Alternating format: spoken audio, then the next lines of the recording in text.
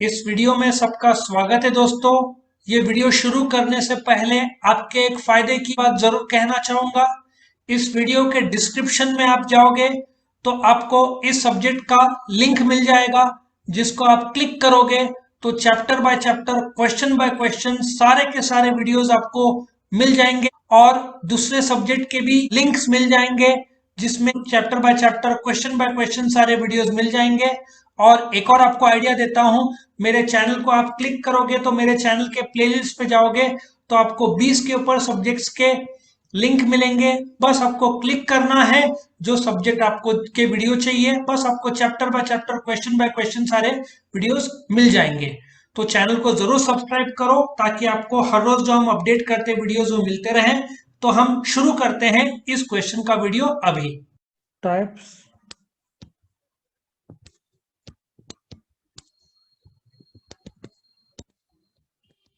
Of mistakes. अभी सबसे पहले तो तुमको ये समझना पड़ेगा,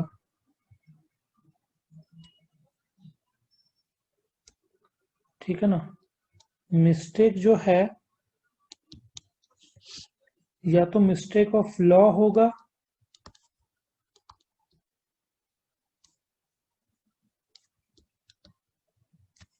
या तो मिस्टेक ऑफ फैक्ट होगा।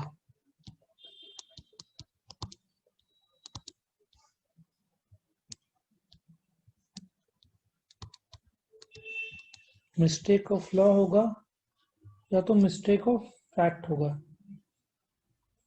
जो मिस्टेक ऑफ लॉ है, अब जब हम लॉ की बात करते हैं, it could be either mistake of Indian law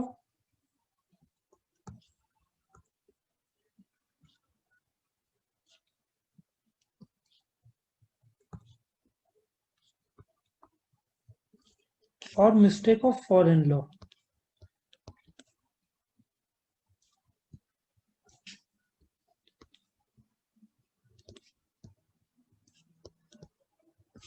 ठीक है। मिस्टेक ऑफ फैक्ट जो है, it could be either unilateral mistake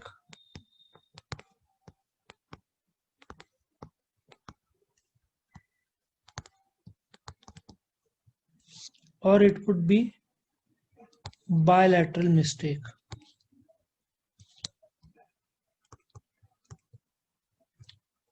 ठीक है।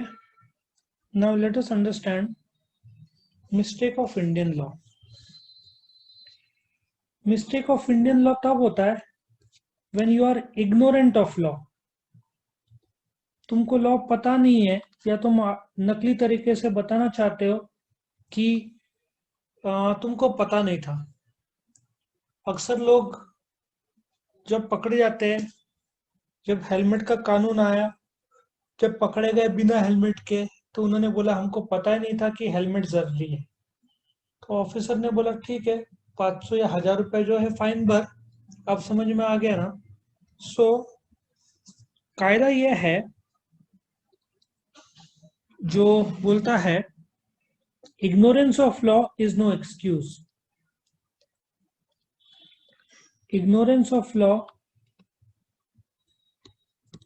Is no excuse. तुमने लाल सिग्नल तोड़ा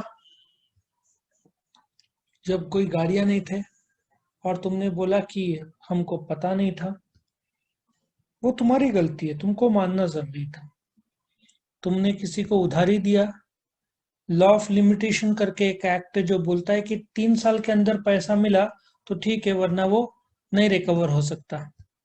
तुमने 3 साल बीत गया और बाद में तुमने कोर्ट केस करने की कोशिश की, तो सीधा हिसाब है कि तुमको पता ही नहीं था। तुम ऐसे नहीं बोल सकते क्योंकि कायदा इज वेरी क्लियर।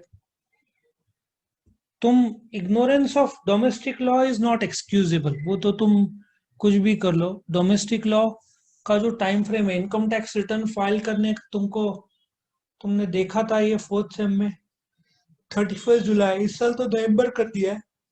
30 नवंबर के बाद कोई बोलता है मुझे तो लगा था दिसंबर है, कायदा बोलेगा 5,000 रुपये फाइन भर। लास्ट डेट जो था वो था, अनलेस गवर्नमेंट एक्सटेंशन देता है। गवर्नमेंट ने एक्सटेंशन नहीं दिया तो तुम गवर्नमेंट को ऐसे नहीं बोल सकते कि मुझे लगा था आप एक्सटेंड करोगे। सॉरी, वो है ही नहीं पॉसिबिलिटी। तुम इग्नोरेंस ऑफ लॉ बोल ही नहीं सकते। But mistake of foreign law, अभी I give you an example. जैसे आई थिंक 2 साल पहले आई वेंट टू दुबई। वहां पे जैसे एंटर किया ना, एयरपोर्ट में ही रेलवे स्टेशन था, वहां से बुर दुबई करके एक जगह है, वहां पे आई एंटर्ड और नजदीकी होटल था, तो मुझे रोड क्रॉस करके जाना था। मैं मस्त एकदम अपने हिसाब से, बोलते ना, उनका कायदा है कि जेब्रा क्रॉसिंग में ही रोड क्रॉस हो सकता है, दूसरी जगह पे नहीं, अनलेस 4,000 रुपीज का फ्लैट फाइन है। अच्छा, मैंने एक नहीं 3 बार मेरे से टूटा ये। एक्चुअल मुझे पता नहीं था। मुझे चौथी बार तब पता चला जब वहां पे एक इंडियन मिला, जिससे बोला भाई तू कर क्या रहा है, बहुत पैसे आ गए तेरे पास। मतलब क्या हुआ, उसने बोला जेब्रा क्रॉसिंग के अलावा तेरा नसीब है, कैमरास तो ट्रैक कर रहे हैं, शायद पुलिस का ध्यान नहीं है, ध्यान होता तो तेरा 4,000 रुपया। अच्छा, वो is the foreign law excusable mistake of foreign law? The answer is yes. तुमको पता नहीं था, वो मिस्टेक ऑफ फैक्ट माना जाता है, बिकॉज तुमको, अरे इंडिया में का आदमी कहाँ से कहाँ रोड, वो तो हाथ देता है कार को रोकने के लिए, और फॉरेन कंट्रीज में कार अपने आप रुक जाते हैं, लेकिन तुमको जेब्रा क्रॉसिंग से क्रॉस करना है। तो अब जर्मनी में तुमको कंपनी डालना है तो किसी के साथ टाइप करके डालना पड़ेगा, इंडिपेंडेंटली वो लोग डायरेक्टली अलाउड नहीं करते हैं।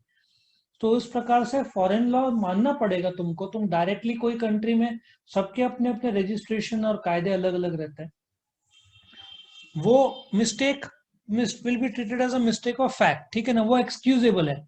लेकिन तुम डोमेस्टिक लॉ एक्सक्यूजेबल नहीं है, वहां पे जो भी फाइन और पेनल्टीज है वो तुमको भरना पड़ेगा। क्या सबको समझ में आया ये कंसेप्ट क्या है? So let us come to mistake of fact.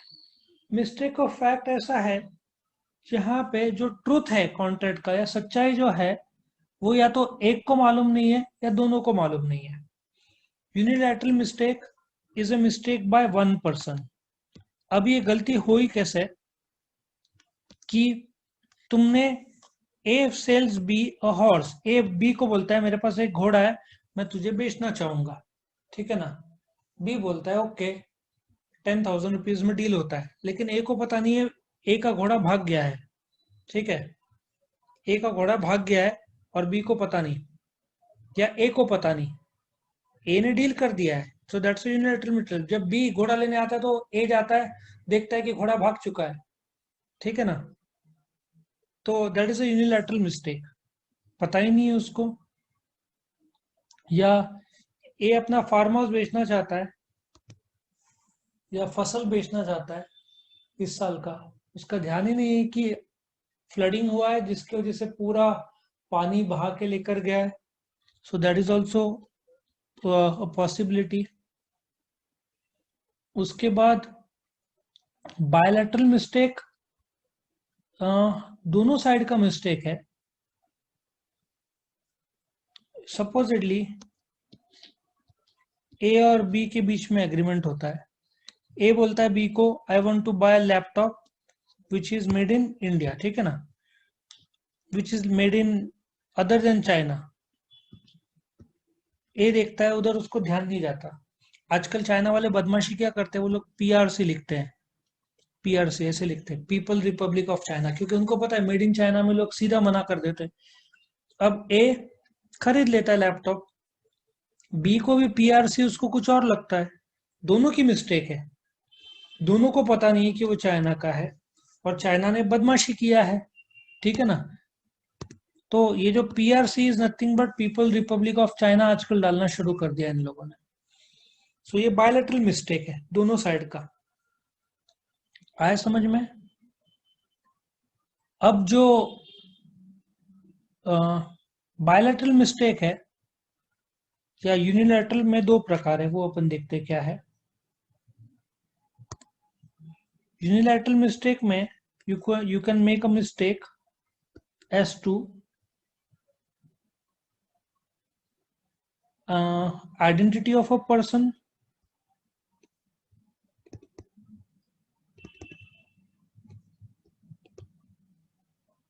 Identity of a person, या दूसरा है नेचर ऑफ ट्रांजैक्शन।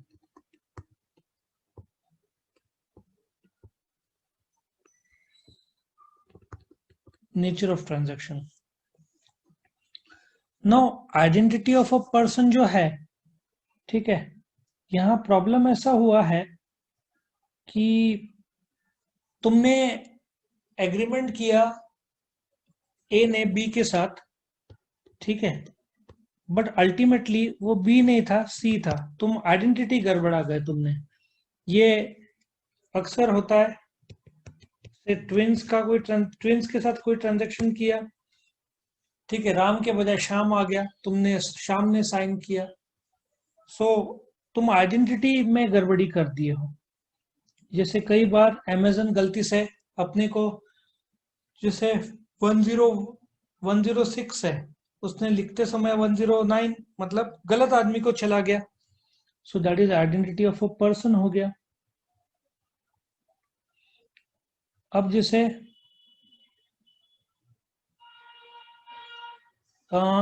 एक नेचर ऑफ ट्रांजैक्शन, अभी यहाँ पे एक एग्जांपल दिया है कि एक आदमी है जिसके आंखें नहीं है, he is a blind person. उसको बताया जाता है कि ये एफिडेविट है। एफिडेविट मतलब जैसे तुम कोर्ट में जाते हो, 100 रुपए के स्टैम्प पेपर में गैप हुआ है ना तुम्हारा 1 साल का यदि पढ़ाई में, तो 1 साल का गैप होने के बाद तुमको एफिडेविट करना पड़ता है, तुमने क्या किया, गैप क्यों हुआ, तो एफिडेविट करता है। लेकिन उसको पता नहीं है कि वो एक्चुअली सेल डीड है, घर बेचने का, वो उससे बोलते ना गलत बोल के फ्रॉड करके किया गया। सो नेचर ऑफ कॉन्ट्रैक्ट में ही गड़बड़ी है, वो सोच रहा है एक, होता है दूसरा। लॉजिक समझ में आया? कई बार ऐसा होता है, बच्चे लोगों ने बीबीए के बजाय बीबीएम को फॉर्म भर देते हैं। इस बार या पिछले कुछ सालों से कंफ्यूजन बढ़ गया है, क्योंकि बीबीएम का नाम बीबीए आई भी रख दिया है। सो कभी कभार बच्चे बीबीए, 3 बीबीए हो गए, बेसिक बीबीए, एक बीबीए आईबी, एक बीबीए सीए, मतलब कंप्यूटर एप्लीकेशन। तो कई बार मिस्टेक होने का चांस हो सकता है, ठीक है ना। So that is a mistake as to nature of contract.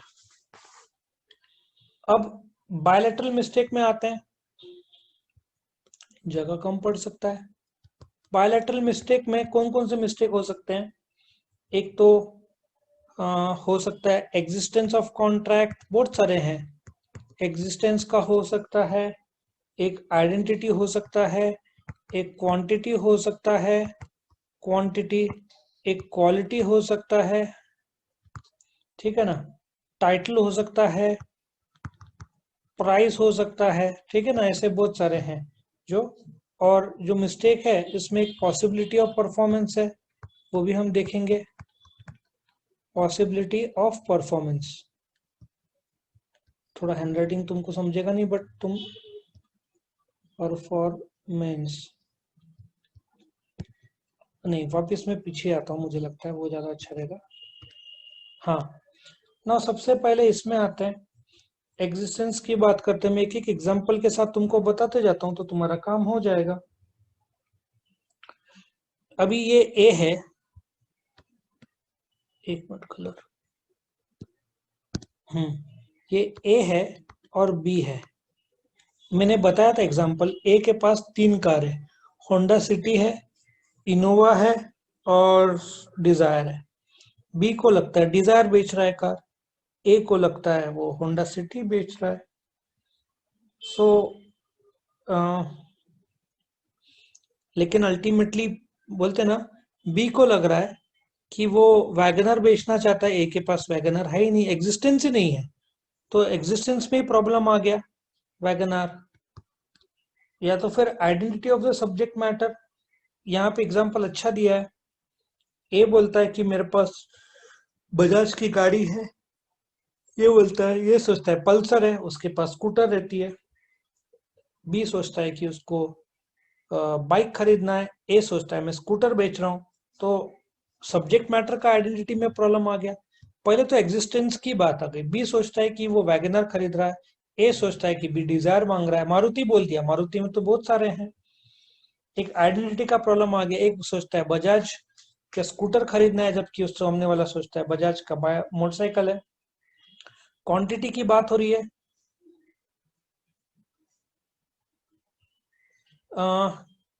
अब जैसे तुम जाते हो रिटेल शॉप में, तुम बोलते हो कि भाई से आशीर्वाद का आटा दो, ठीक है, वो दे देता है तुमको 1 किलो का पैक, तुमको चाहिए रहता है 5 किलो का पैक। सो क्वांटिटी में कंफ्यूजन हो गया, ठीक है ना। तो यहाँ प्रॉब्लम आ गया। फिर टाइटल का भी एक प्रॉब्लम आ सकता है, ये क्वांटिटी समझा। क्वालिटी का भी प्रॉब्लम आ सकता है। बासमती चावल, अभी तुम जाड़े चावल लोगे, पतले चावल लोगे, बासमती चावल लोगे,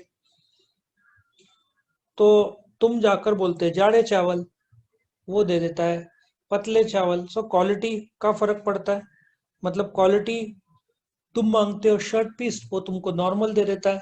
तुमको चाहिए रहता है अच्छे क्वालिटी का, वो क्वालिटी अच्छा नहीं रहता। या आजकल तुम गेहूं लेने जाओगे तो तुमको बेसिक गेहूं मिलेंगे, श्योर के गेहूं मिलेंगे, और अलग अलग क्वालिटी के गेहूं मिलेंगे। तुम मांगते हो एक क्वालिटी, वो देता है दूसरा क्वालिटी। या उसका एक और एग्जांपल, तुम मांगते हो सोना, तुम्हारा हिसाब से रहता है वो 100% प्योरिटी है, लेकिन वो मतलब 24 कैरेट है, वो रहता है 22 कैरेट। सो क्वालिटी में फर्क आ गया। टाइटल का प्रॉब्लम आ गया, वो अपने को चोरा हुआ कैमरा बेच रहा है। सीधी बात है, ना ए के पास कैमरा खुद का है, क्योंकि ए ने चोरी किया हुआ कैमरा बेच रहा है, दोनों के पास टाइटल नहीं है, ये एग्रीमेंट वॉइड है। सो देखा जाए तो ए ने चोरी का कैमरा बेचा है बी को, सो देखा जाए तो कॉन्ट्रैक्ट वॉइड है। Price of subject matter, price में गड़बड़ी हो गया। 544 है तो 454 समझ लिया उसने, मतलब प्राइस में भी गड़बड़ी हो गया। 544 है तो 445 हो गया, मतलब मिस्टेक से इंटरप्रिटेशन। एक ने 544 कोड किया, एक ने 445 समझा, तो प्राइस में मिस्टेक हो गया। तो ऐसे भी हो सकता है। लॉजिक समझ में आया। एक पॉसिबिलिटी ऑफ, फिर बायलेटरल मिस्टेक में आता है। बायलेटरल मिस्टेक में एक पॉसिबिलिटी ऑफ परफॉर्मेंस है। अभी कैसे था, ये एक बहुत फेमस केस है ग्रिफिथ वर्सेस ब्राइमर का। इस केस में एक बोलते हैं ना, पत्रकार रहता है वहां पे, आई थिंक इंग्लैंड में, राजा का, किंग एडवर्ड 7, उसका करोनेशन सेरेमनी, मतलब जैसे उसको राजा बनाने वाले रहते हैं, उसका ऐसा सोचो अगस्त है तो सितंबर 10 को उसका करोनेशन सेरेमनी है। तो ये पत्रकार 9, 10 और 11 3 दिन के लिए रूम बुक करता है, ठीक है। रूम बुक हो जाता है, और फिर क्या होता है, 5-6 सितंबर को करोनेशन सेरेमनी कैंसिल हो जाता है। अभी पत्रकार रूम बुक कैंसिल करने का बोलता है, क्योंकि उसने रूम बुक कराया, क्योंकि करोनेशन सेरेमनी के तौर पर, और करोनेशन सेरेमनी कैंसिल हुआ तो ऑटोमेटिक ये सोचता है रूम भी कैंसिल हुआ, रूम वाला उससे पूरा चार्ज मांगता है, मैटर कोर्ट में जाता है। कोर्ट बोलता है कि इसने जो रूम बुक किया वो on the basis of coronation ceremony था, वो कंडीशनल था, बिकॉज करोनेशन सेरेमनी कैंसिल हुआ तो होटल भी कैंसिल होना चाहिए। तो वो इसके पक्ष में जाता है, वो पत्रकार के, ठीक है। तो ये अलग अलग टाइप्स ऑफ मिस्टेक थे जो अपन ने लिया। तुमको कुछ पूछना है तो पूछो, वरना मैं अभी नेक्स्ट इंपॉर्टेंट क्वेश्चन लूंगा, what is public policy.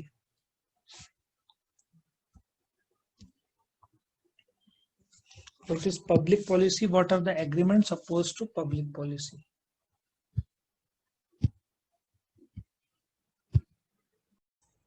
Video पसंद आया तो लाइक कीजिए, अपने फ्रेंड्स के साथ शेयर कीजिए, उनका भी फायदा हो, और चैनल को सब्सक्राइब कीजिए। Thank you.